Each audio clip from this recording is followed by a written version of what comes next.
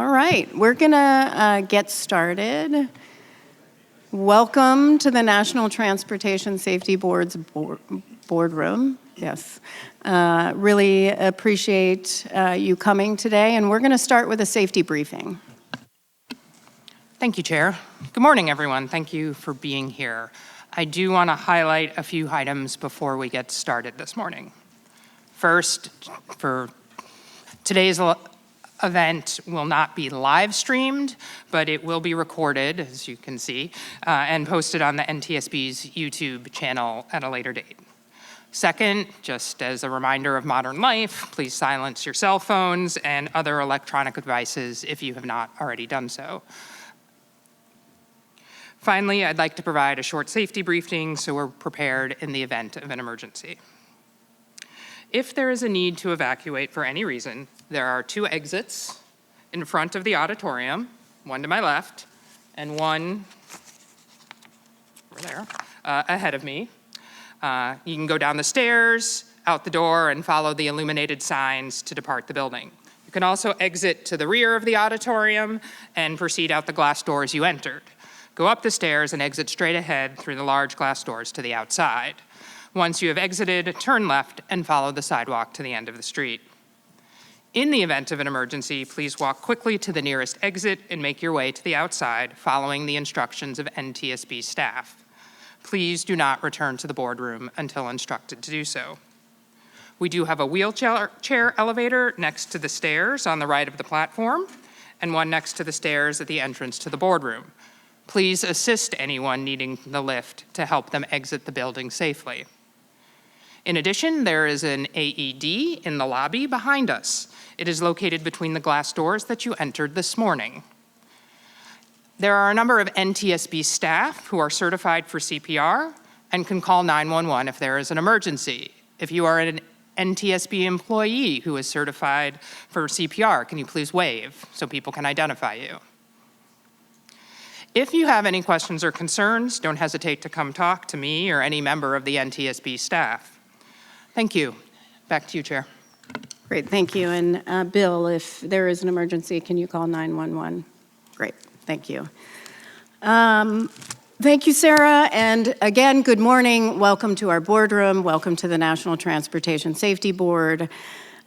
Before we begin, I do want to acknowledge that this can be a difficult topic for some. So we have folks here in case you need support. Elias Quintanas from our Transportation Disaster Assistance Division or Family Assistance Division is in the back. Can you wave your hand? And we have mental health specialists here from the American Red Cross. We thank the Red Cross sincerely for supporting today's event. The Red Cross works with us following tragedy on scene and works with families, and we really appreciate their ongoing support.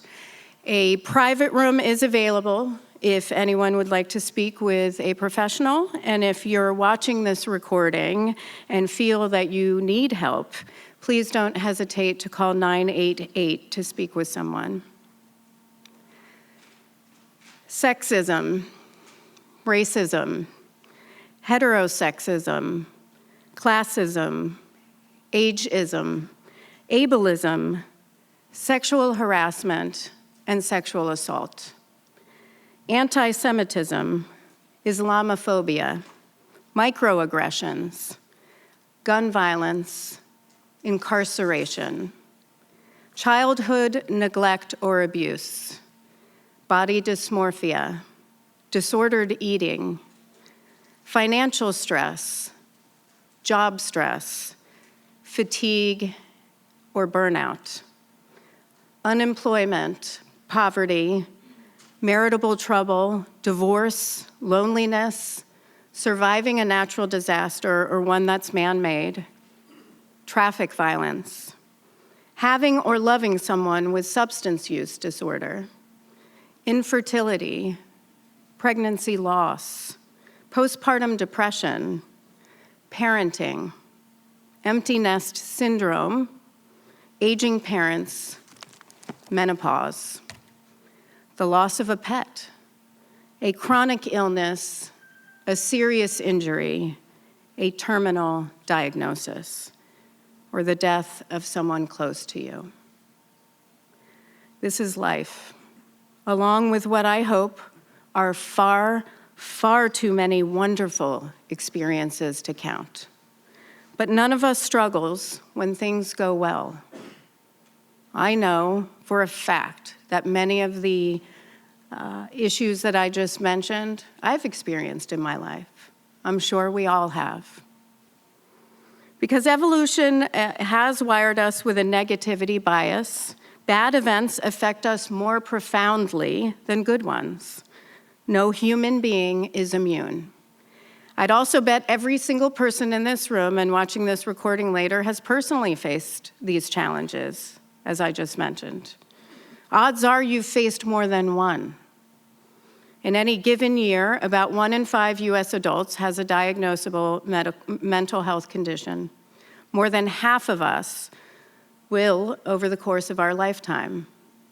The vast majority are not severe, but stigma around mental wellness is real. You'll notice that we are wearing the international color today for mental health awareness of green. It can make asking for help hard. It can take real strength to ask for help, which is among one of the many reasons this next statistic is so high. In the US, less than half of people with a diagnosable mental health condition receive treatment. There are already so many obstacles between needing help and getting it. Obstacles that bring more stress to a person who's already struggling. No one should have to think twice about their job before seeking help. And yet here we are today because that's not currently the case in aviation. It's somewhat of an open secret that current rules incentivize people to either lie about their medical history when it comes to mental health or avoid seeking help in the first place. Pilots, mechanics, air traffic controllers, and others are known to avoid seeking mental health care, underreport their use of mental health care and medication, and let me be clear, the safety risk comes from a culture of silence around mental health, not about seeking help. The safety risk comes from a culture of silence around mental health, a culture that empowers people to get the care they deserve, to be healthy in mind and in body. That will strengthen safety. We hear from the FAA that only about 0.1% of medical certificate applicants who disclose a health issue are denied. First of all, we know mental health issues are underreported. It's the whole reason we're hosting this event.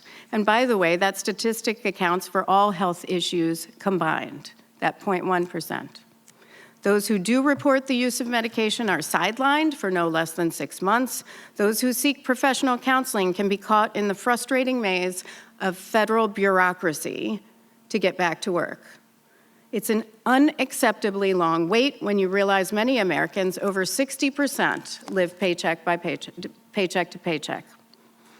Adding insult to injury, many are forced to spend tens of thousands of dollars in the process. That's on top of their lost income. As a result, an untold number of workers across aviation fear disclosing mental health struggles, it will result in the loss of their professional identity, their livelihood, and of course, expose them to stigma. In aviation, you are, in effect, punished for following the rules around disclosure. This creates a pervasive incentive, and I'm very concerned about the safety consequences. This isn't anecdotal, though we will hear some powerful firsthand accounts today. It's backed up by research. We'll also discuss how the current FAA system works. But I think it's safe to say no one wants a system, no one, that disincentivizes transparency or one that discourages aviation professionals to disclose what's really going on in their lives. I'm extremely heartened by my recent discussions with Administrator Whitaker. whose commitment to the issue, I believe, are deep and sincere. We're here today out of the broadly shared concern that a system that shames and silences people can lead to unacceptable safety risk, especially right now. This is a very challenging time. We're very much still feeling the effects of the pandemic, especially in aviation, where we're seeing a concerning uptick in close calls and near misses. There are headlines all the time documenting the stressors and risks workers face. Ground crews, pilots, flight attendants, inspectors, maintenance workers, dispatchers. We know air traffic controllers are facing staffing issues, mandatory overtime, outdated equipment, infrastructure, and lack of technology, not to mention less opportunity for meaningful value-added training. That's stress on top of stress on top of stress, and it's falling on the shoulders of those on the front lines of safety. All that's to say the current strain on our aviation system and its workforce cannot be underestimated. I've said that many times. That is why now, perhaps more than ever, everyone needs to feel safe seeking the help that they need and deserve. Our stellar aviation safety record depends on it, and it is stellar. We have the safest airspace in the world. In fact, we're enjoying a record level of aviation safety, but that doesn't mean we're done. Safety is never complete. There is always progress we can make, must make, for the people on the front lines and for every passenger. The NTSB is a small agency. People would be surprised to realize we only have 437 employees that address all modes of transportation. We might be a small agency, but we have a big voice, and we're going to use it. We show up for people who need us in the worst of times. And then it's our duty, it's our mission to fight for them. And there are a lot of people who we're going to hear from today who are also fighting. I think that they are incredibly brave. I think folks who are not part of this are also incredibly brave for speaking up. We heard from so many people wanting to speak today. I could go for days, months, years with the amount of people in a round table that wanted to speak today. It's incredibly brave to reach out to me personally by email to say you wanted to talk about what you struggle with. That is incredibly brave. Dr. Hoffman, who I'm honored is here today, has said the following: recognizing that mental health is on a dynamic spectrum and that many pilots could benefit from talking to a professional mental health provider at some point in their career has the potential to keep pilots flying healthy while also increasing the safety in the system. I couldn't agree more. Except I'd apply it to the entire aviation industry. Mental health doesn't affect those in aviation any differently than it affects others around the world in safety-sensitive roles. We're all human, which means we're all affected by the challenges I shared earlier, and so many more. Regardless of your profession, you must feel safe getting the help you need when you need it. Leaders like us need to talk about it, get comfortable being uncomfortable, to help provide a safe space for others to get treatment without fear of losing their livelihoods. It's not just the right thing to do, it's the safe thing to do. What's unsafe is pretending the status quo is acceptable. Today, we're going to hear from people who can help us understand this issue in more depth. But before, you already did give your safety briefing. Thank you so much. 988, please call, just as a reminder. And we are going to hear from someone who I feel like we should know each other we should have known each other previously, but I really look forward to hearing from you in just a second, because I also want to recognize that Vice Chairman Landsberg is here, and I want to make sure that he has time to also say a few words before the first presentation. Thank you for being here, and Please. If you want to say anything, feel free. As in now? Okay. Sure. As someone who within my family has experienced a tragedy due to mental health, a military special operator who, our son, lost his life due to post-traumatic stress. So I understand this firsthand. I'm also an active pilot, have been for much longer than I will admit to. But I voluntarily grounded myself and took advantage of some counseling. As the chair has mentioned, you have counseling available to you. Did I report this to the FAA? No, I did not, but I voluntarily grounded myself. I waited about 6 weeks until I felt like I was ready to be able to fly again and had processed some of the grief. It never leaves you entirely. And then flew with the organization's chief pilot to make sure that I was in fact safe to fly and could compartmentalize that. Too many pilots out there, and I realize that we have a predominant focus here on the airlines, but there are hundreds of thousands of general aviation pilots who also operate out there and under very much the same draconian conditions that the federal air regulations comply. As a former member of the Strategic Air Command, they had a saying in the Air Force that to err was human, but to forgive was not SAC policy. I think that could apply also to the FAA in some areas. And they've talked a lot about we want to focus on compliance as opposed to enforcement. The present approach that we are taking in the medical certification field, and that goes more broadly than to just mental health, is not focused as much on compliance as it should be, and I think you will hear some of that today. So, Chair, thank you very much for the opportunity for calling this together and for having all of these people here. Thank you. Thank you so much. So now I'm pleased to introduce Dr. Emmanuel Robinson. He's the director of the Board on Human Systems Integration at the National Academies of Sciences, Engineering, and Medicine. This morning he is here, I believe, in his personal capacity. He also represents the American Psychological Association, but he is here in his personal capacity. And I just thank you so much for being here and really look forward to future discussions.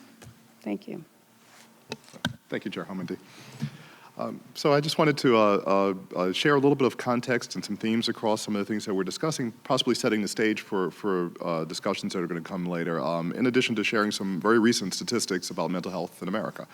One caveat is nothing I'm telling you is going to be a surprise or anything new. You know, I mean, I think all of us to some extent are aware of these things that are happening and some of the trends that we're seeing in the country overall, you know, but I'm going to try to put it in context related to to aviation specifically. So first of all, I mean, aviation is a high-stress field. Once again, not a surprise. You know, it's analogous to a lot of other vocations, you know, law enforcement, fire and rescue, medical, military, areas where there are consequences for not being able to do things perfectly, which adds stress, which adds you know, issues that can eventually lead to breaking points around mental health. It also has a safety culture, you know, that's like a lot of these other fields, you know, that you have an extra layer of need to do things correctly, you know, that, you know, and a desire to. I mean, not every vocation, not every profession cares as much about being perfect, you know, but aviation and some others, obviously perfect is necessary in a lot of cases. And less than perfect could be disastrous depending on what's going on. And so that's something that adds a layer of stress onto the things that are happening in this field. And as the chair had mentioned, you know, there's tradition of silence, you know, I mean, this is something that is also very common in several of these vocations and fields, and that, of course, has a long history that's hard to overcome. You know, changing the culture of an organization is hard. Changing the culture of a field, you know, is extremely difficult. And then you have this extra thing that's different, I think, in some ways from a lot of these other vocations when you think about some of the traditions that are similar, but you have this thing that happens in aviation, at least, where it's a very complex, interconnected system where if one component of that system breaks, if a plane and a pilot that has a mental break, let's say, for example, can disrupt the entire aviation system, it can disrupt the entire transportation system. That may not happen in some of these other fields. I mean, usually it's localized. Usually it's something that's very specific to that area, to a community maybe to the individuals involved in the interaction. But there's this extra layer of impact that can be had across an entire system based on the mental health of key individuals in that system, in this case pilots and aviation specialists across the spectrum. So these are some things just to keep in mind about the overall context. And then when we talk about stress and mental health, how does that affect what we do? Well, there are several ways. I mean, that we can see it affecting the things that we do in any task. But imagine this being a very complex task like what pilots have to deal with and others in the aviation sector. You seek out certainty, you want fast decisions, you can experience greater conflict. And of course, that can be exacerbated when you're in an enclosed space, maybe with other folks who are stressed out too. So you can imagine the add-on effects that happen there. You lose your ability to see some things in your perceptual field that you normally would see. I mean, there literally is tunnel vision. You distort things that you see, and it might lead to suboptimal judgments. You're not aware of how well you can't handle things. So you think, oh, I can handle this very complex task. Well, those are the very tasks that you have the most difficulty handling, and that's part of the issue. You lose some metacognitive awareness and ability to also then deal with the very complex tasks that oftentimes will add more stress onto what you're doing. And then it's something that we've experienced and seen, and is very common. You focus on these short-term goals. What do I need to do now to get this problem solved now? And you don't think about the long-term impacts, sometimes the consequences that could be very detrimental.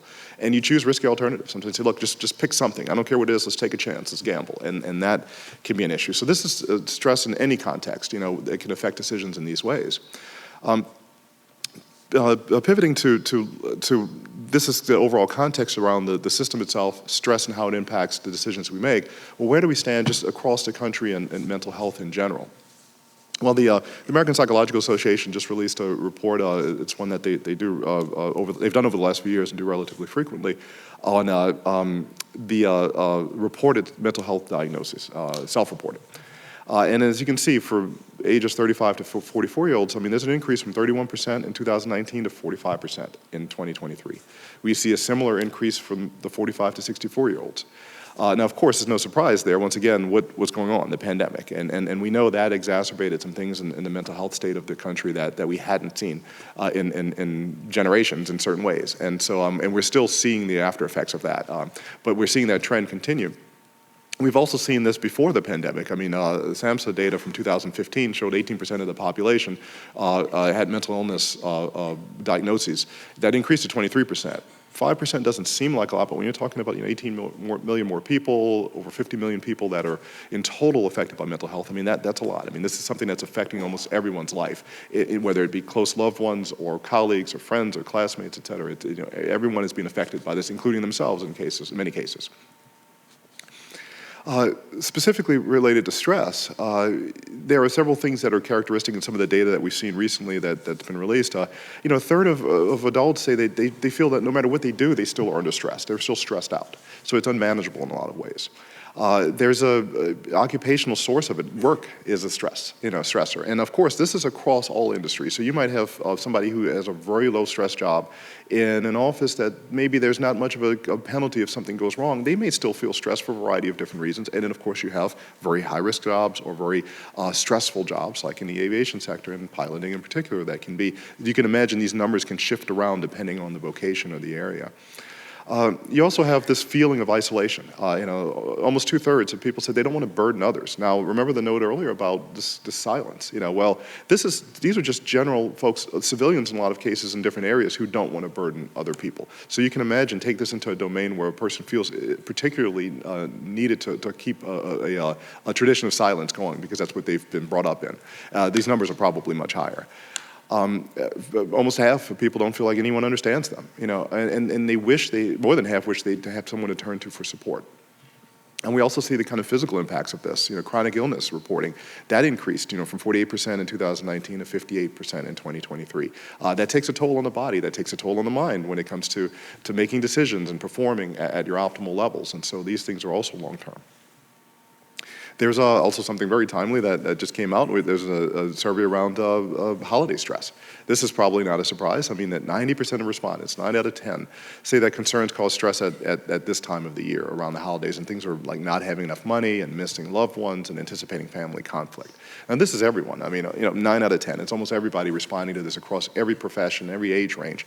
But you can imagine folks who are on the front lines, and especially on pilots and others in the aviation sector, they're dealing with their people too. They're dealing with their families, they're dealing with their stresses, and now they're also having to get people to where they need to be during the holiday season, which also can be very stressful. So you're adding an extra layer now of impact on that.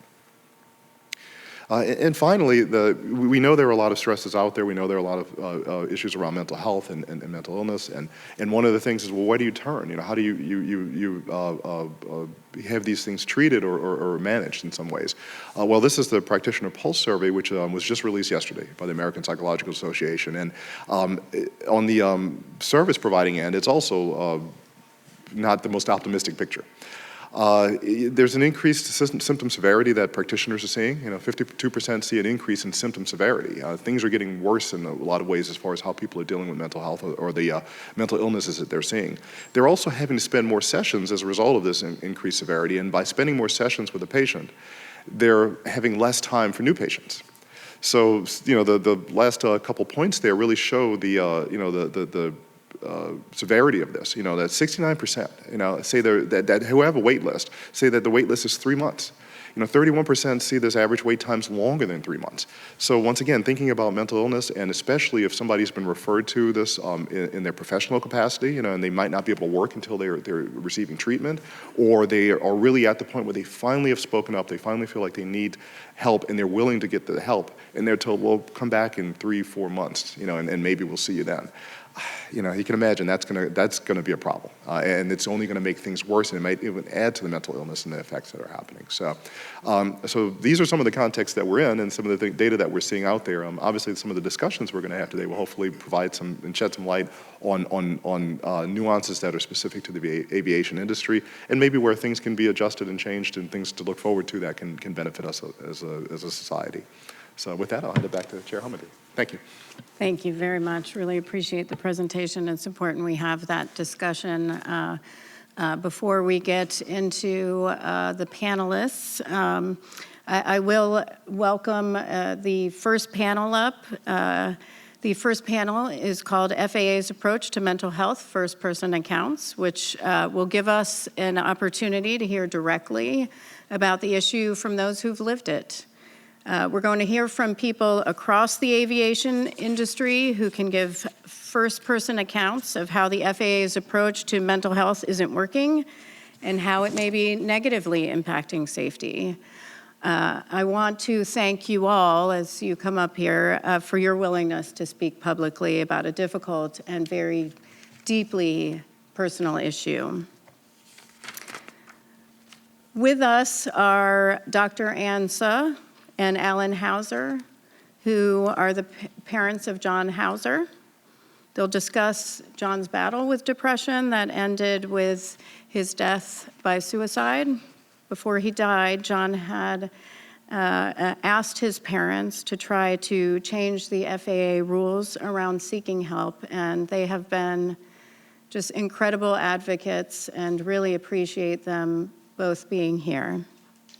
Troy Merritt is a Part 121 pilot and LGBTQ advocate. He's currently first officer for United Airlines out of Los Angeles and former vice president of the Gay Pilots Association. He'll discuss his open and ongoing attempts to regain his medical certification and help us with this discussion today. Thank you so much for being here. Stephanie Day is a flight attendant and an employee assistance program representative from the Association of Flight Attendants. Appreciate you also being here today. Tim Sisk is principal operations inspector and member of the PASS union. Tim will discuss his ongoing journey as well. And finally, Layla Stein is a certified flight instructor and adjunct professor with Ivy Tech Community College, and appreciate you all being here. Again, I think it's a real public service that you're here to discuss a really important topic at a very critical time. Frankly, we should have had these discussions earlier, and I just appreciate you being here. I just want to reiterate that I think it's very brave. Thank you so much. So we will start with Dr. Suh. Good morning. Good morning, Chair Homendy, and thank you and the NTSB for holding today's summit on this very important topic of pilot mental health. We very much appreciate being here. My name is Ann Suh. This is my husband, Alan Hauser. I'm a physician in Chicago. I practice internal medicine. My husband is a physician scientist. But today we're here as parents. We're blessed to have 2 children. Grace, our oldest, who is 23. She wished to be here today, but she's in graduate school in Connecticut. And our son, John, Grace's beloved younger brother, who died in October of 2021 by taking his life. In a letter describing the turmoil that John was silently facing, he wrote, "I want to seek help more than anything. I really do. I want to get better. I just know if I try, I will have to give up on aviation. And frankly, I'd rather not be here than to do that. So here I am." A few months after this, at the 2021 Mental Health and Aviation Summit in Chicago, Al had shared these very words. At that time, the FAA administrator stated that the barriers that pilots face from being honest about their mental health are, quote unquote, perceived barriers. With all due respect, I do not think we would all be gathered here today if these barriers were merely a perception. But talking about difficult things is why we are here today, and hopefully all the talented people in the room, from all the discussion, we will have some good things come from it.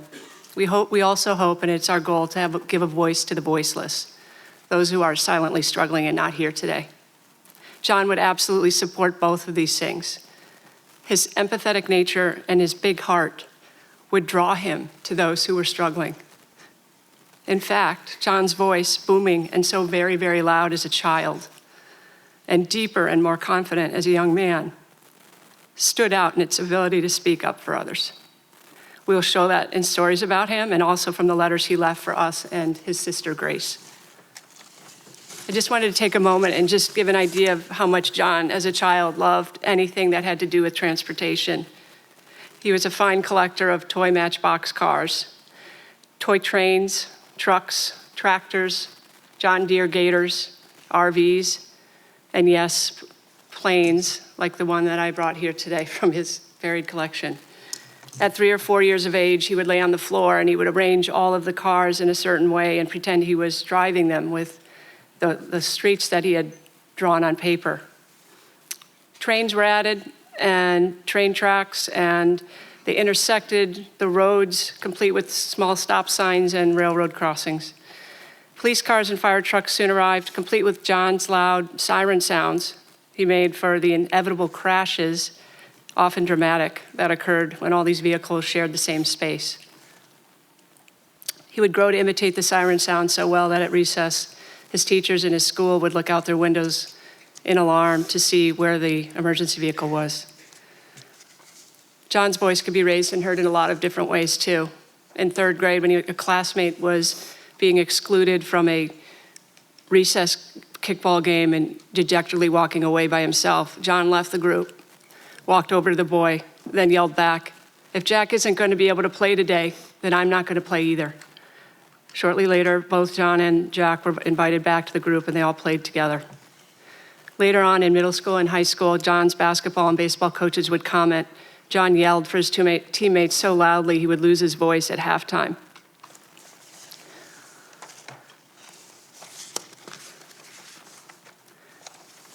John's small toys became life-size as he learned to ride his bike. He loved to ride up and down our block and closer to the elevated train which was near our home in Chicago. He started to memorize Chicago CTA bus lines and train lines, both by color and number, especially on the north side where we live. He stated he wanted to be a CTA train driver one day, probably at the age of 8 or 9, and unexpectedly asked us, "Do you have to go to college to be a train driver?" Al and I, really unsure actually, immediately replied yes, and possibly graduate school too. By age 11, John was developing a true love for aviation, as well as airplanes that would continue for the years ahead. It could be an early seed was planted as we live on the north side of Chicago, and the flight path into O'Hare goes over our home, so a lot of planes are flying overhead regularly. But also a friend of his invited him on a total immersion flight over downtown Chicago and along the shoreline of Lake Michigan. Truly beautiful. John loved it, and he talked about it for a long time afterwards. Later, he was given a gift for a similar flight with his father. He earned his driver's license at 16, and he really enjoyed the privilege of driving. He inherited a 2005 Toyota from his grandmother and took immaculate care of it. We later found a maintenance record in the glove box, which showed all the dates he had taken the car in to get the oil change and everything else. Around this time, he asked for permission to work to get his PPL, the private pilot's license. And already he had researched a school just north of Chicago where he could drive and then take flight lessons. Concerned that we might say no to him, he educated us on the pilot shortage, the economics of aviation, and the continued need for trained pilots, so not to worry. We said yes. Many jobs, long hours, and approximately $10,000 later, John earned his PPL. He had just turned 18. He was very, very proud of this accomplishment. He worked so hard for it, and he paid for it himself. I'll always remember a flight he piloted for Grace and I on a sunny August day that took us over Evanston, the Lake Michigan shoreline, and downtown Chicago. It was truly a beautiful day, and I'll never forget that memory. By this time, it was the summer of 2020. The pandemic had started, and John was a few weeks away from starting freshman year at UND, University of North Dakota, to major in commercial aviation. He had been given a President's Scholarship for his academic achievements. At school, he flew whenever he had the chance. He was doing well in his classes. He was passing his check rides. He was consistent with things he felt strongly about as well. I remember one time he came home in spring of freshman year and he shared with us an online petition on change.org to support pilot mental health. That had been started by Madeline Miller and Emma Laxo. We read about it. We also signed. We were able to take a family camping trip to Isle Royale National Park in Minnesota prior to him returning to school in sophomore year. He had flown and taken flight classes over the summer at UND, so we didn't see him that much, and we were really grateful for the time we had with him and Grace. On October 18th, 2021, when Al and I were eating dinner, we received a text from John telling us he was taking a flight. He was going to practice takeoff and landings. He usually let us know that. He had done that before, and typically he texted us, and we texted back. I texted back that we loved him and to be careful. About 40 minutes later, we received another text, very serious and concerning, where John was essentially saying goodbye to us. He said he loved us. He provided phone numbers to his roommates, the airport at UND, and he provided us his tail number. All things that made us panic. Immediately texting him back and calling and texting, it proved fruitless. His girlfriend called a few minutes later, frantic, because she had received a similar text. We reached the police department in the area, and they began to try to locate John. For nearly 90 minutes, we did not know if our son was alive and had landed the plane, or if he was dead. The sheriff's department finally called Al and informed us that they had located John's plane, crashed in a rural farm field just south of Grand Forks, and he had perished.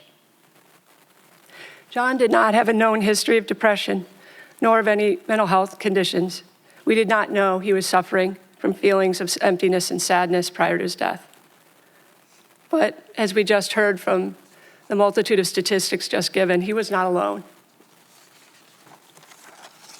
One study that stood out to us was a 2016 Harvard study of nearly 2,000 pilots anonymously surveyed that showed 13% met criteria for clinical depression in the last 2 weeks, and 4% had suicidal thoughts in the previous 2 weeks as well. Following John's death, our family felt very strongly the need to help other aviation students who might be experiencing concerns with their mental health. We established the John A. Hauser Mental Health and Aviation Initiative Fund at UND. We want to raise awareness about mental health. The fund also sponsors an annual summit on mental health and aviation yearly.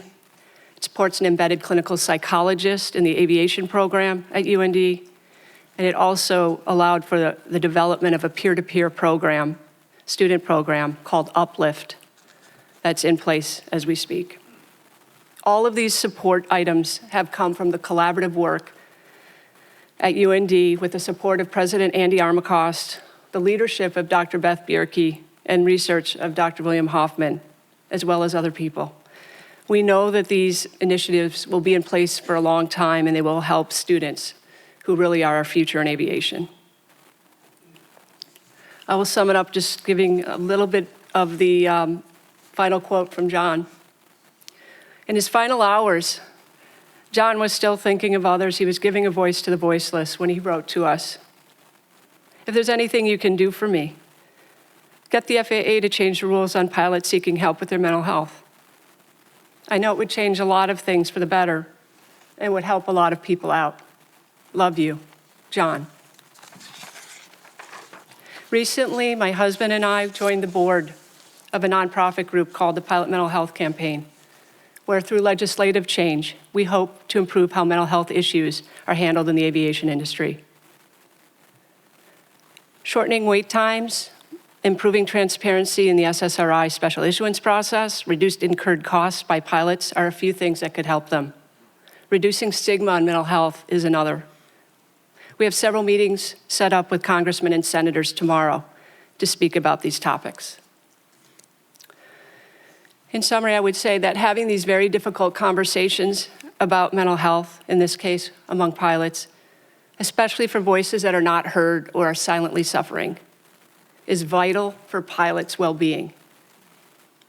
It's also vital for the safety of all who rely on them every day. Striking a balance between helping pilots and protecting the public safety is not a zero-sum game. Improving the system to enable pilots to get the help they need will make the sky safer for everyone. Thank you.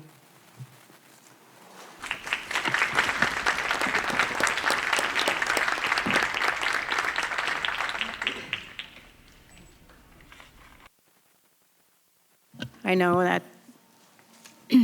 must be very difficult every time you speak. Thank you for that. Mr. Merritt, go ahead. There we go. Chair Homendy, thank you so much for inviting me here today to share my story.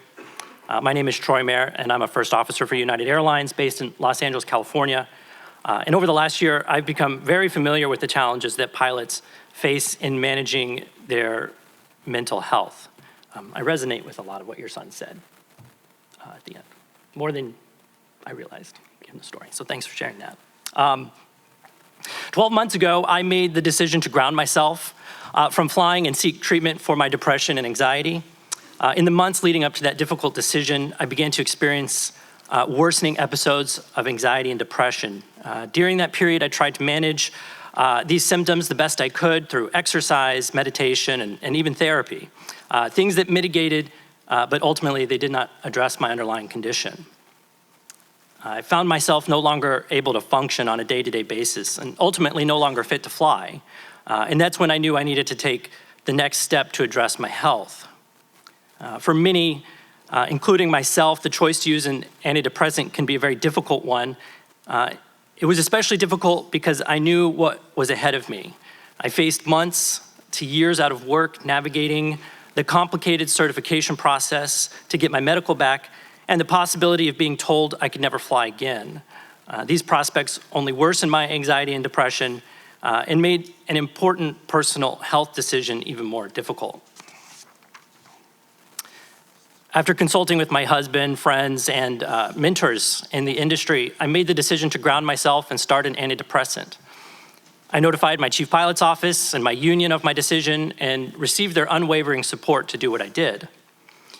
In order to minimize the complications around getting my medical certificate back, I found one of the handful of FAA-trained psychiatrists to be my treating doctor. My psychiatrist helped me choose an FAA-approved antidepressant and kept appropriate and detailed clinical notes that would satisfy the FAA's requirements. Within 3 months of starting medication, I'd become a new person. I was no longer depressed and my anxiety had entirely subsided. I felt like my old self again, and I knew I had made the right decision for myself. Since I was lucky to experience a fast recovery and responded well to the first medication I was given, I began the process of getting my FAA medical back about 7 months after beginning the medication. The first evaluation I underwent was an extensive computer testing of my neuropsychological abilities, which included a lengthy personality assessment. Next, I underwent a 2-hour assessment with an FAA-trained psychiatrist who would prepare a detailed report and recommendation for the FAA. Finally, I had obtained the services of a trained AME who would prepare my paperwork and conduct my evaluation for my first-class medical certificate. This was all completed in September of this year. These evaluations, consultations, and medical visits have cost me over $8,000 out of pocket. Additionally, I expect to regularly repeat some of these costly evaluations in order to maintain a future medical clearance. I'm now awaiting the review of my application for a special issuance medical from the FAA, and I'm told to expect about a 6 to 12 month review process. I am, however, optimistic that I will fly again. Thanks to my union, I have excellent disability insurance plan that allows me to take medical leave for mental health care and go through this process without significant financial loss. To be clear, this is a type of insurance that a lot of pilots do not have access to. Today, I have no regrets for taking care of my mental health. It was absolutely the right thing for me to do, and I'm confident that when I do return to work, I will be a happier, healthier, and better pilot than I was before. Had the barriers that are in place today not been there, I know I would have sought treatment earlier and would have avoided some of the most painful moments in my life. Before grounding myself, I was terrified of navigating a mental health diagnosis as a pilot. And while the process is certainly thorough, for pilots, it is also a time-consuming, onerous, and expensive one that many pilots avoid. For pilot mental health is, in my opinion, finally getting the attention it deserves, but it's no doubt a difficult topic for us as an industry to address. My hope is that we use this moment here to meaningfully change how pilot mental health is managed. There are so many untold stories of pilots I know personally, who struggle with their mental health and avoid care because they feel trapped by the system and their options within that system. Pilots should be confident they can take care of their mental health without the risk of financial loss, extended time away from work, or fear, unfounded or not, of losing their ability to fly. I believe our national airspace system will be a safer one for improving its pilots' ability to engage in modern mental health care. Although I'm here in a personal capacity today, I want to thank United Airlines and my union, ALPA, for supporting my presence here and for the resolute support of pilots who seek mental health care they need. I also want to thank Brian Baumhoff and the Pilot Mental Health Campaign for advocating for change and for bringing this topic, bringing me into the conversation on this topic. Thank you, and I'm happy to answer any questions that you guys might have.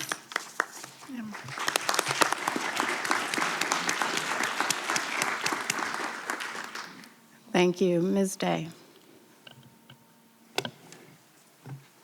Hi. Good morning, everyone. I'm so honored to be here as a representative for the aviation community. I want to thank Heather Healy, our AFA EAP International President, for the tireless work that she does to help our flight attendants, and for being my advocate and referring me to speak on the panel today.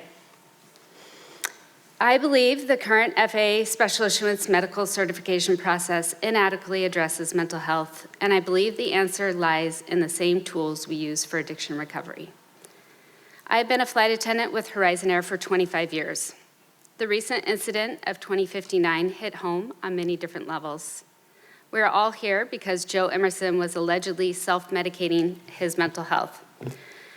He's an example of the unintended consequences of the current mental health special issuance process. I am hopeful positive change will come as a result of this tragedy. Before I share my story, I'm hoping you could all help me not feel so alone up here. Could you please raise your hand if you know someone, a family member, close friend, a fellow coworker, or even yourself, who has experienced some form of an addiction or suffered with a mental health challenge like depression, anxiety, PTSD? Thank you. I appreciate that. It affects all of us. I hope for all of you who raised your hands that you have also had the chance or will get the opportunity to see these people in recovery. Like myself, recovery is possible. I am the face of someone who is 7 years into recovery from alcoholism. I also consider myself to be in recovery from depression, anxiety, and PTSD. Along the way, I was on and off prescription medications for 22 years and was also given an incorrect bipolar II diagnosis. Oh, stop right there. With that kind of a history, you are never going to get a medical, right? Isn't that what you're all thinking right now? Well, 18 months into my recovery, in March 2018, those were the exact words my HIMSS psychiatrist said during my first evaluation. And then he said, while shaking his head, "Do you want to continue?" And I said yes. I stepped back into recovery on September 11th, 2016, with the help from the Flight Attendant Drug and Alcohol Program conference, where I connected with other flight attendants in recovery and no longer felt so alone. I moved forward determined to earn my medical certificate. Over the past 7 years, I have complied with everything the FAA has asked me to do. I've gone to hundreds of recovery support meetings, met with a therapist, completed required abstinent testing in the form of UAs, a breathalyzer, hair, and nail tests. I completed the neuropsychological and COG screen testing, as well as numerous HIMSS psychiatrist evaluations. I have submitted my request for medical certification once and have been denied. I am now on my third attempt, with a failed attempt in 2021. The FAA thinks applicants doctor shop. In a case like mine, it wasn't an option. Certain doctors didn't want my case. I needed to find the most experienced HIMSS AME and HIMSS psychiatrists. They are not all created equal. The amount spent on this endeavor has probably totaled over $20,000. Had I known what this process would really look like, or how much time and money I would spend, as well as the emotional roller coaster it would create, I might have said, no thank you. But it turns out the tools for recovery for mental health are the same tools used to recover from substance abuse addiction. Tools like peer support, being of service, meditation, and letting go of the outcome. In my case, I can make the leap that prescription medications were analogous with alcohol. Those were the supposed chemical solutions to my afflictions. Joe Emerson allegedly sought psychedelics as his solution to his mental health. The FAA wants you to know that you will be successful working through the special issuance process. If I didn't have the bipolar II misdiagnosis, I may have an SI right now. By the end of the year, I will be submitting my case with new information regarding the misdiagnosis. I do believe I will be successful in receiving a special issuance. However, once I submit my case, it will still nearly be a year before I receive that determination. That is how long it is taking to process cases with the psychiatric component. It will be over 8 years once I receive my SI. Is it worth it? This is my journey, and it is worth it to me. It has pushed me to stop taking medications, quit drinking, and work the tools of recovery. Today, I'm healthier than ever. I've been sober and medication-free for over 7 years, and that is invaluable. But how long is someone going to take before they decide it's not worth it? Can student pilots afford the time and money required? How long can our airline pilots be grounded with the loss of their income? I'm so grateful to be in recovery because I have access to support groups and tools that are not readily accessible if I only had a mental health diagnosis. One of those being the Birds of a Feather organization. Birds is a sanctioned faction of Alcoholics Anonymous. Specifically, it is AA for aviators. It took me a long time to come to Birds, as I thought I didn't qualify as a student pilot. Finally, at Oshkosh 2022, a HIMSS AME asked if I had ever attended a Birds meeting. Like FDAP, Birds has met me where I'm at. I no longer feel alone in the HIMSS special issuance process. We focus on the solution and offer encouragement and hope.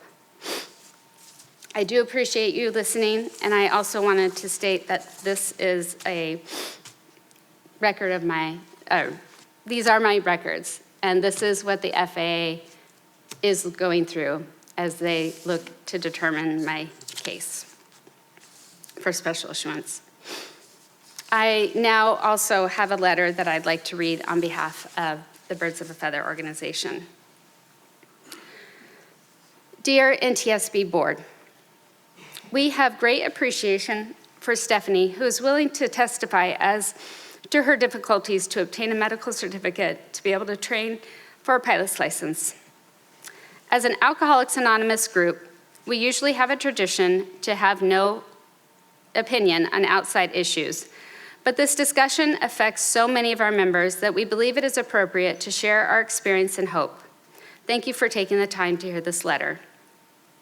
We are a group that has been in existence for over 50 years and whose early members helped shape the present FAA Human Intervention Motivation Study, HIMSS. Our group consists of members who have a program of sobriety, the majority wish to maintain or obtain their medical certificates. We are not offering opinions to those unfortunate pilots who are amid their disease, other than to join us in a program of recovery. Our concern is the plight of both the pilot who is active in recovery and the next generation of student pilots. The HIMSS process as it stands today is so costly, so lengthy, and so onerous that it is nearly prohibited. Thus, many healthy, sober, clear-headed students are being blocked from the aviation community. Most of the problem lies in a lack of personnel to process the present demand for medical applications. Secondly, much of the application process is outdated and does not include the pilot or his AME in the process. For example, if a package is missing information, the applicant is informed of this by mail and asked to resubmit rather than being contacted directly on time. We are not looking for a major change, just a minor course correction. Here are our suggestions. Allow AMEs to issue a student medical certificate similar to the original student pilot's license. This would allow pilots and student pilots to take the flight lessons needed for their pilot certification and aircraft ratings while their unrestricted medical is in review. 2, educate all aero medical examiners, AMEs, about when to use the HIMSS program and when and how to use the much simpler monitored abstinence. 3, hire more FAA aeromedical doctors and staff, and improve the application process to be more transparent to the applicant with more direct communication. Sincerely, birds of a feather, Board of Directors, Tammy Halloran, Philip Van Gilder. Thank you all. I appreciate your time.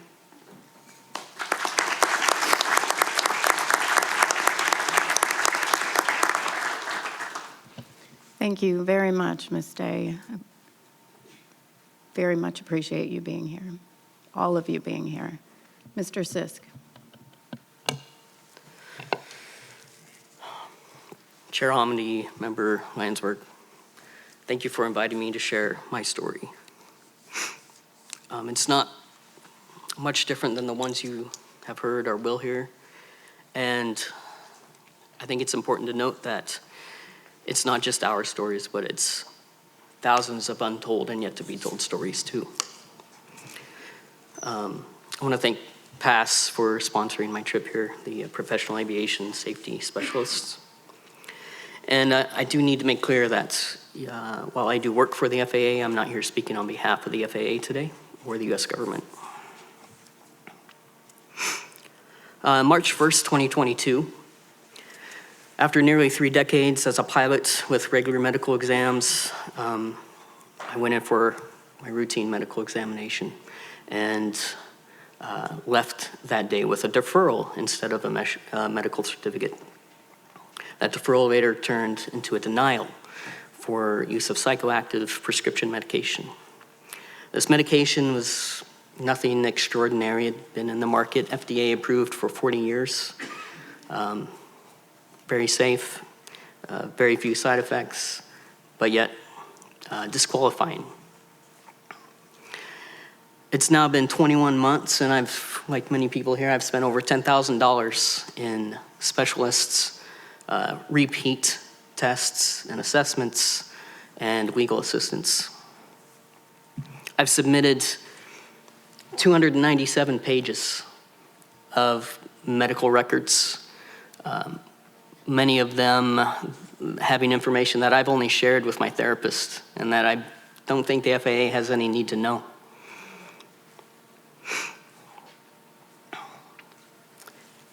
Despite this transparency, the FAA continues to request additional records, including VA records. The problem with that is that I'm not a veteran. And if the FAA had looked at those 297 pages, they might know that.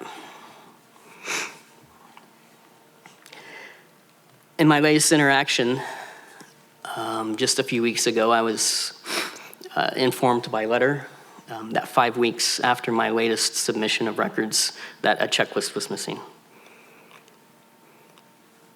So we're on hold again until that checklist can be submitted. Now, thankfully, I've been able to retain my job as an aviation safety inspector. I have the support of the people within my agency and organization. But there are things that I cannot do without a medical certificate. But if I was a line pilot, if I was out there doing Part 91, Part 135, Part 121 work, I don't know how I would cover not only the additional expenses that this process has brought on, but how would I take care of my family? What would I say when my daughter says, "Dad, will you teach me how to fly?" I want to say, yeah, that'd be my dream. And I hope to be able to say that, but I don't know when at this point I will be able to say that.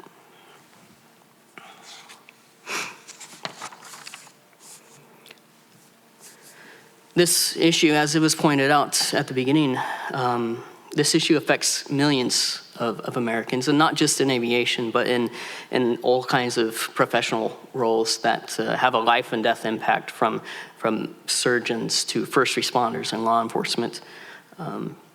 And somehow, yet they are able to manage their mental health without such regulatory oversight.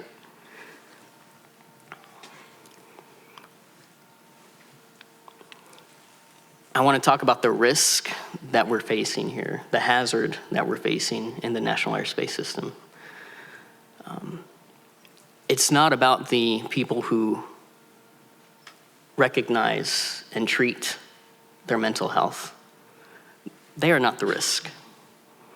They are, in fact, probably in a better place for it. It's those who are afraid, and quite understandably, to get help because they've heard stories like ours. I knew at 3 years old I wanted to be a pilot, and I knew at 10 years old that I was probably depressed. And I also knew I could never tell anyone about that if I wanted to continue my dream.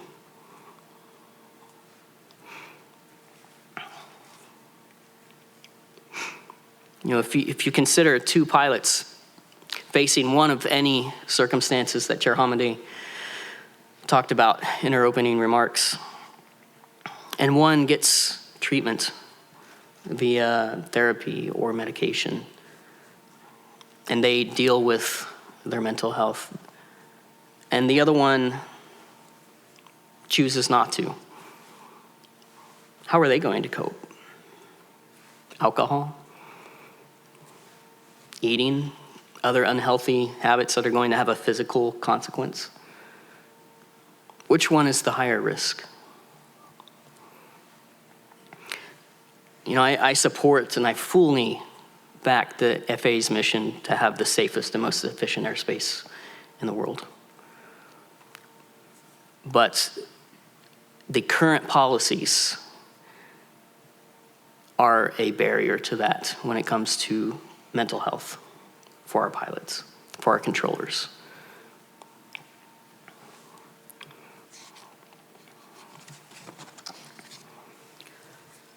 And this, as we can see today, is not just a hypothetical.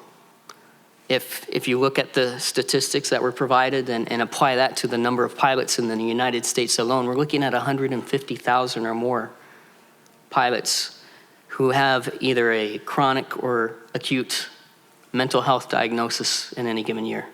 150,000. I don't think FAA has the resources under their current policies to deal with that.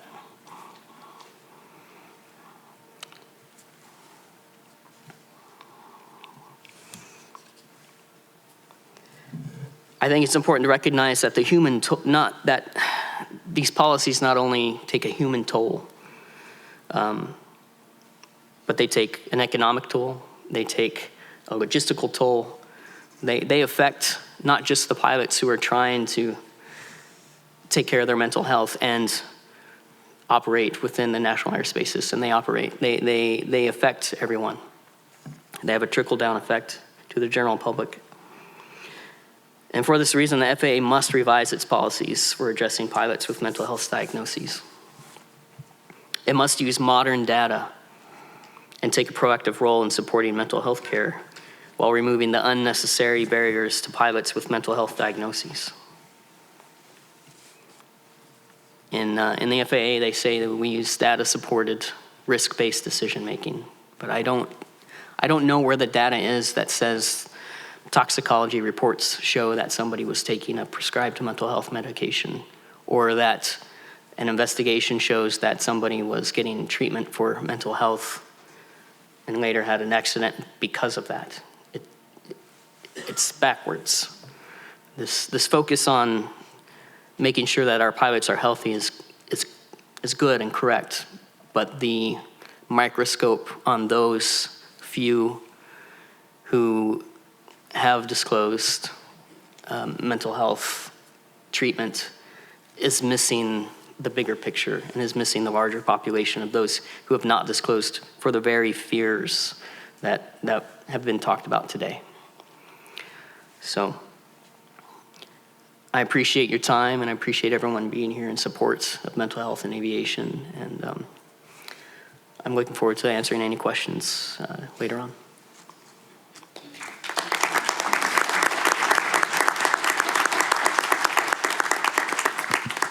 Thank you so much.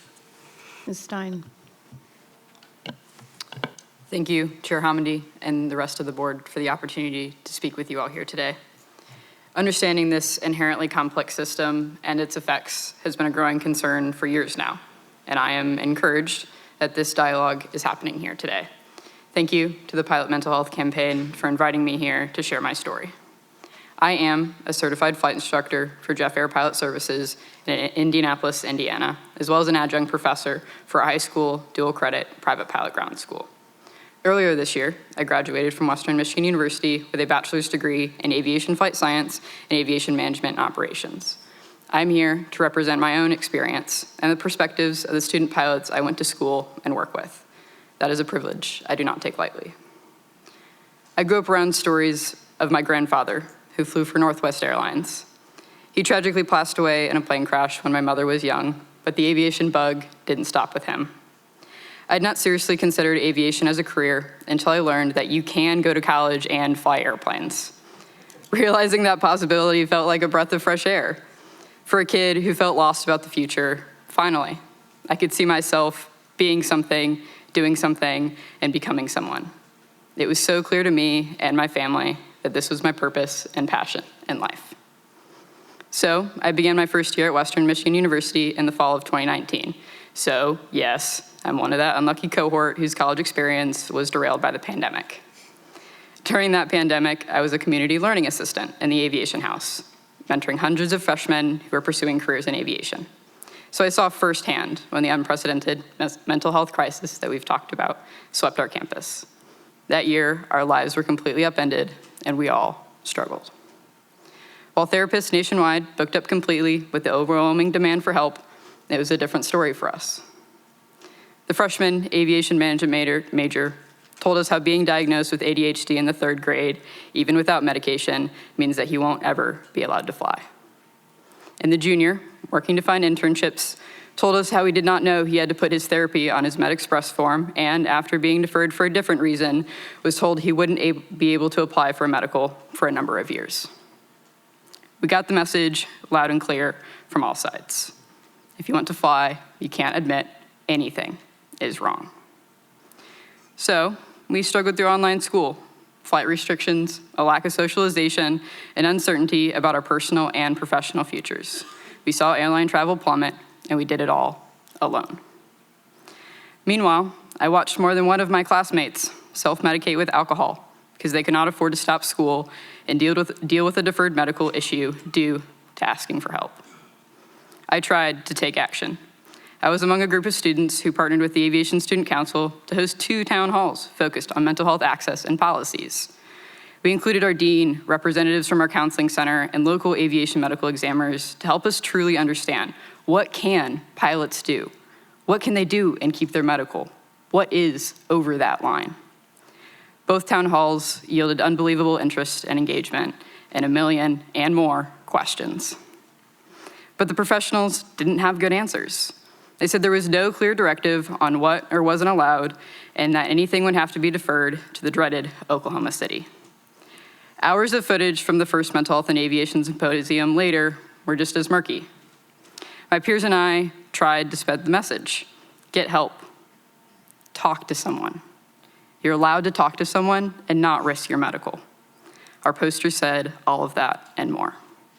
But an AME who was visiting complained that we were spreading lies and false information, so to protect the university, our posters came down.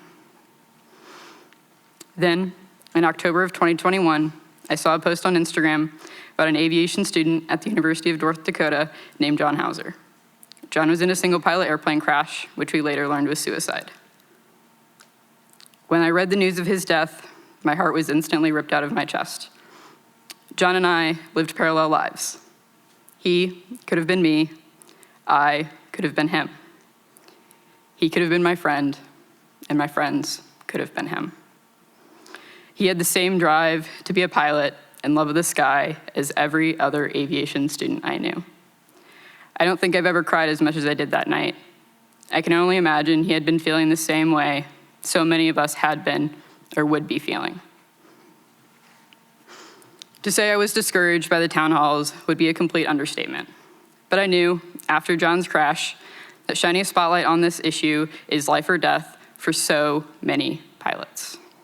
So I devoted my honors thesis to creating a starting point for understanding the damage of the FAA's policies.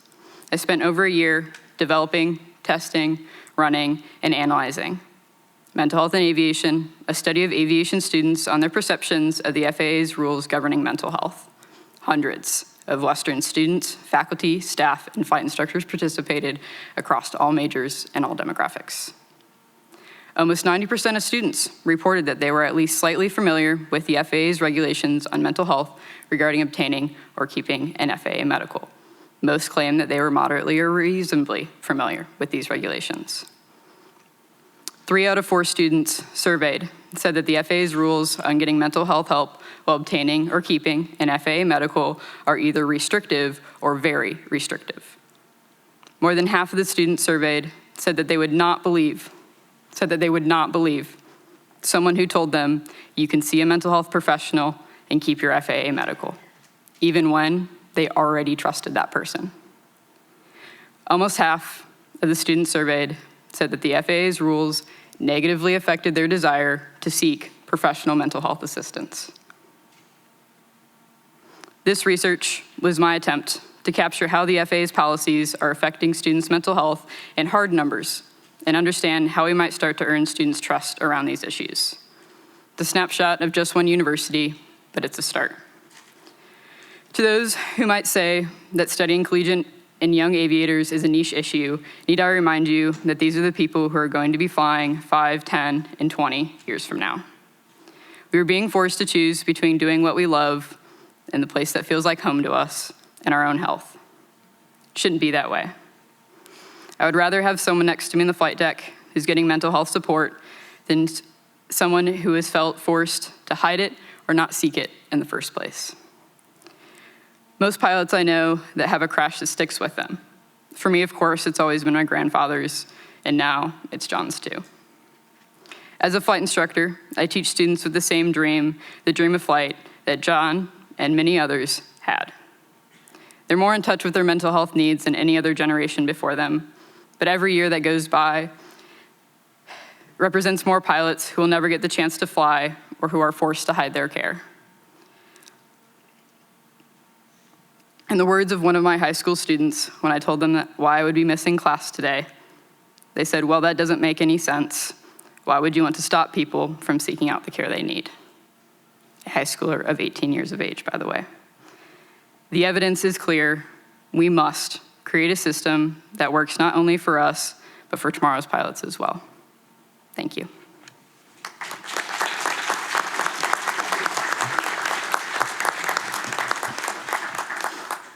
Yeah, I want to thank all of you. I'm going to turn to Bruce in just a second, but first of all, I know I keep hearing Chair. Please call me Jennifer, and if you don't mind, I would ask that I could call you all by your first name as well.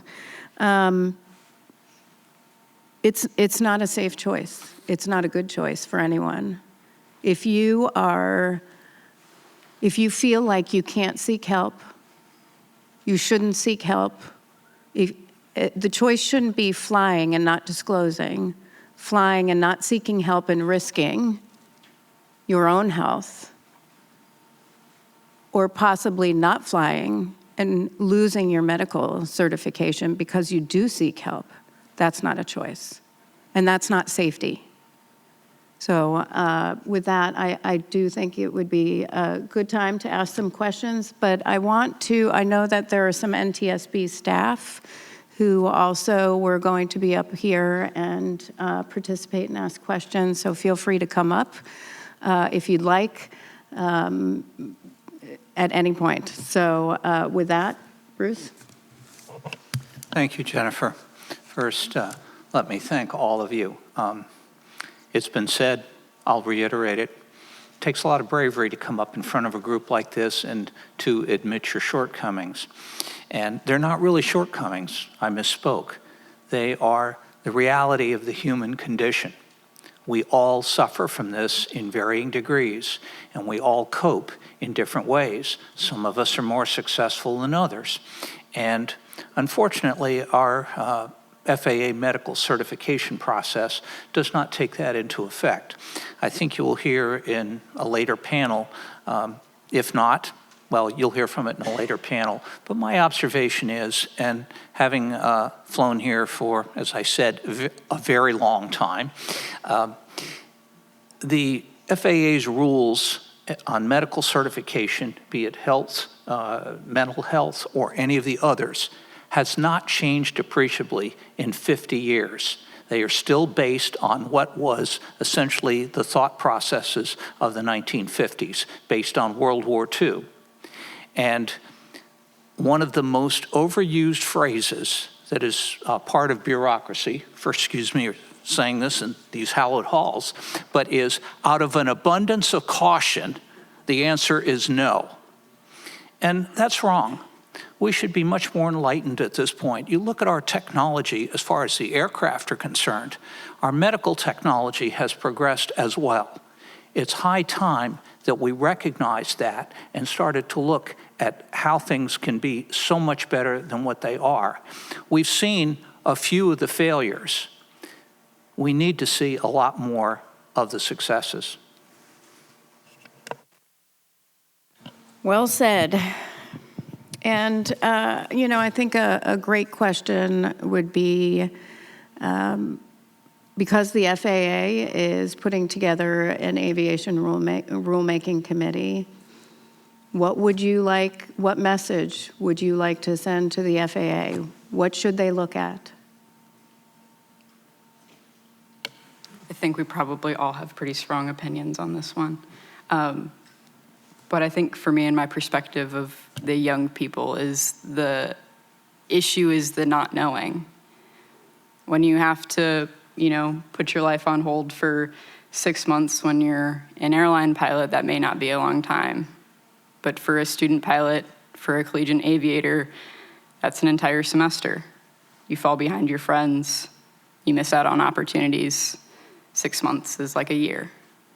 So I think for a lot of people choosing not to go through this process or in this process, we just like more information as to what the process is, what information we need to give, and how we can do it to make that time that we spend out of the cockpit as little as possible. I was thinking earlier about I take a medication for cholesterol. The FAA has no issue with that. They don't care if my cholesterol is 300 or 400. They don't care if I might get a stroke or a heart attack in the cockpit due to high cholesterol. They see that I take it, and my medical examiner is like, okay. Why don't we have this equal assessment when it comes to mental health medication that is mitigating that same level of risk? I think mental health is given a stigma, and especially in the FAA due to these archaic policies. And I think we need to use, again, the modern data. We have modalities, we have medications, we have tools and treatments that work. So I think that needs to be given its space and allowed to be taken seriously. Sorry. So speaking on my behalf, there's experts here from ALPA who have developed a lot of expertise on this particular topic, and I'm very curious to hear. I've heard some of it personally, but I'm curious what they share today. So outside of that, personally, I'd like to see the ability to return to flying sooner. And there are times where your mental health should preclude you from flying, but just like a cold might preclude you from flying, that often needs to become a personal choice and does not always have to rely on a certification process. Additionally, I would really like to see the list of medications expanded, because I believe the list of medications, there's a lot of very good medications out there that pilots don't have access to that could permanently ground them from flying for taking those medications. And the expertise of a trained psychiatrist saying this is the medication you need to use. Maybe the combination of 2 medications that you need to use should not preclude you from flying if that is what makes you healthy. That is a part of the FAA policy I don't understand, so I can't really address it other than that was a huge fear of mine going into the process, was whether the 4 medications at the time, there's 5 medications now, would address my health. And I was worried that one of those would not address my health. And frankly, it's still a fear going into the future. If at any point I need to change a medication, it's frustrating. Coming off of a medication also requires time for recertification as well. So the entire process needs to have more options and a shorter time frame. Troy, that was well stated. Let me bring this back to a much simpler level. We're talking about mental health, but the FAA's medication list is a big secret. And some organizations have done their level best to try to figure out, okay, what's allowed, what isn't. Let me give you a simple example. Allergy medications. Some of them are quite improper to use when you fly because they're sedating. But there are others that you can use, will solve the allergy problem with no problem. But you have to know, A, where to look, and B, whom to ask. Why is it any different than for mental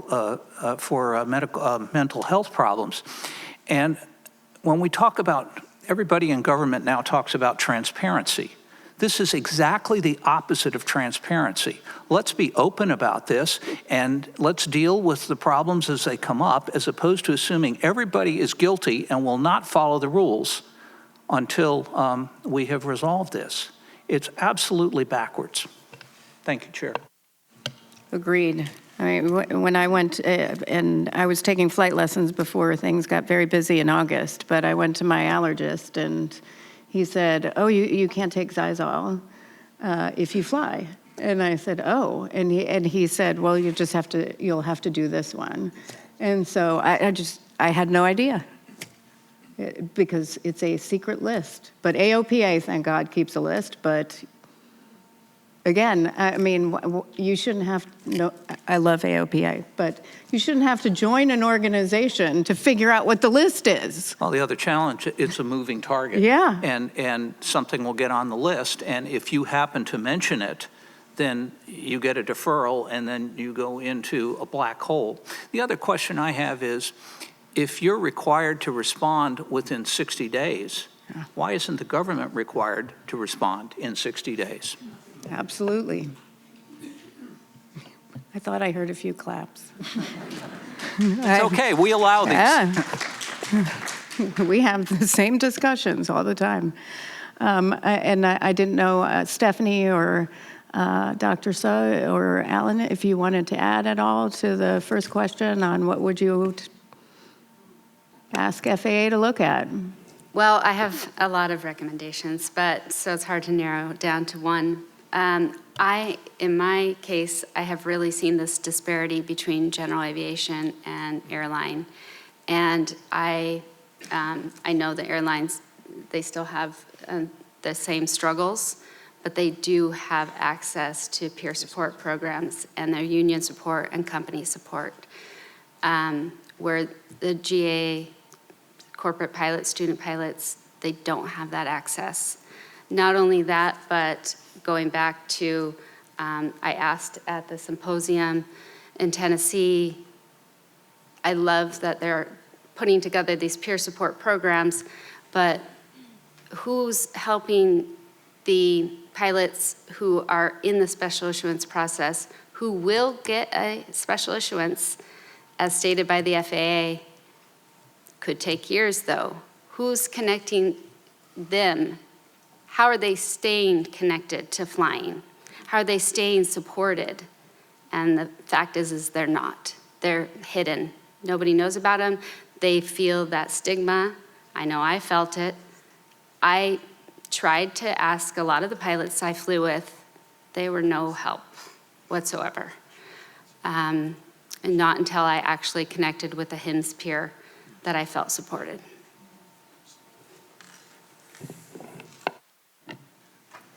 I think part of the issue that, as we've heard from pilots reaching out to us after John died, and their experience is similar to what we've heard today, is the lack of trust between pilots and the FAA. I don't think that's a secret either. I think this is the elephant in the room, in a way, that we have a situation that's been brewing where, people know, pilots know of colleagues, they know of family members who've been through the process and have had the hang-up of a wait list of time. And I think there is an expected amount of time you would have to wait. I think this exceeds, in every case we've heard today, a reasonable amount of time. And if that's staffing, because as we learned after John died, there was one staff psychiatrist from 1970 to 2019 on staff. And they had just hired a second, I believe, when we had the summit. And we know the statistics. We know we have a pilot shortage. Those are just facts that are concerning. And instead of being reactive, it would be nice to see changes put in place that are proactive, that we anticipate things and that we can get ahead of the wave and not react when a tragedy hopefully does not occur. Well said. I'm going to play devil's advocate for 1 second and ask a question that I don't agree with, but somebody out there is thinking, and I want to put it to rest. Somebody is going to watch and say, well, aren't we creating a safety issue? Please address that. No. I feel more confident and comfortable knowing that a pilot has been through the special issuance process because it is onerous, it is thorough, it is well evaluated. Those people are reaching out, getting help, getting treatment, and they are being monitored and supported. The risk is the people who are not disclosing, who are afraid to disclose, who we know nothing about. I think in the history of aviation safety, which I'm not necessarily an expert on, perhaps you guys are, but we've crossed boundaries of understanding mechanical safety and CRM. I think we may be entering a phase where we're understanding the human element of safety from a cognitive place a lot better. Hopefully this is the moment we capitalize on understanding that engaging in our mental health is a positive for safety instead of the other way around. Thank you very much. Dr. Bramble. Hello, my name is William Bramble. I'm a National Resource Specialist for Human Performance with NTSB. And one topic that's brought up a lot is in this context is the peer support programs. And there's been a few brief mentions here, but I wanted to ask Troy specifically. I assume that you may have had access to that, and I wonder what your experience has been like with that type of program.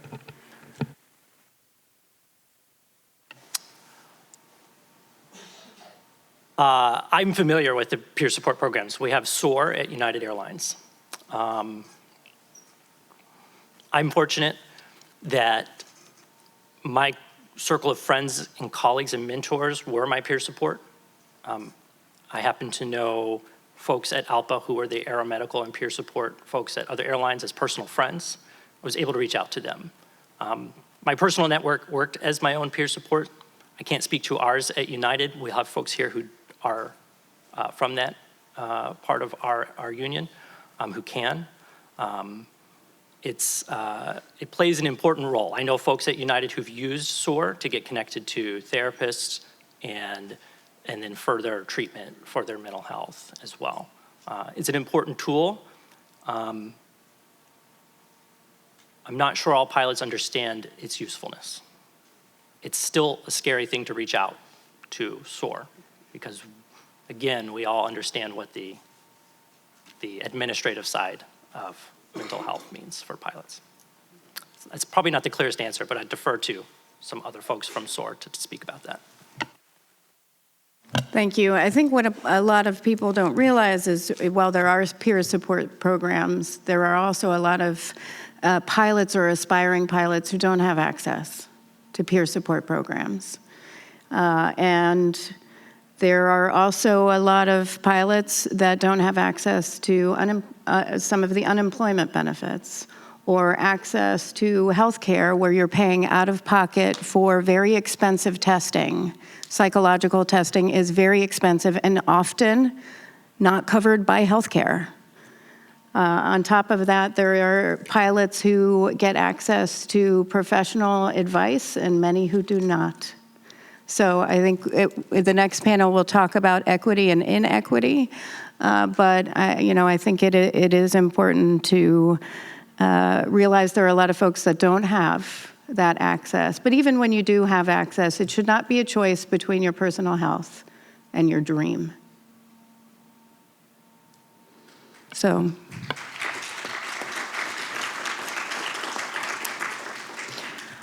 I want to thank you all very much for coming and talking. Again, I think you are incredibly brave. Great.